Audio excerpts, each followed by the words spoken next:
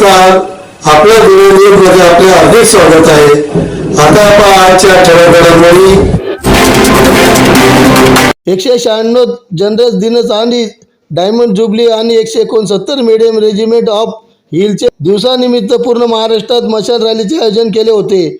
मशाल रॅली नाशिकहून धुळ्यात आली। पारोळा चौफुलीला त्यांचे स्वागत केले। तसेच संतोषी माता चौक या ठिकाणी छत्रपती शिवाजी महाराजांच्या पुतळ्याला माल्यार्पण करून अब्दुल हमीद चौक या ठिकाणी आणि सैनिक लॉन्स या ठिकाणी छोटासा सत्कार समारंभाचा कार्यक्रम आयोजित करण्यात आला होता। यावेळी आजी माजी सैनिक उपस्थित होते।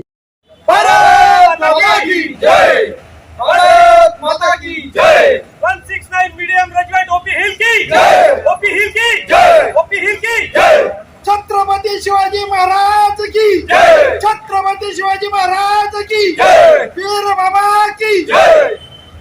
Patil 169 medium regiment OP hill रेजिमेंटचा डायमंड जुबली प्रोग्राम व 196वा गनर्स डे या निमित्तानं पूर्ण महाराष्ट्रामध्ये मशाल रॅलीचं नियोजन केलेलं होतं व ती आपल्याकडे आज 24/9/2022 रोजी धुळ्यात आलं। धुळ्यात पारोळा चौफुलीपासून त्यांचं स्वागत केलं आम्ही।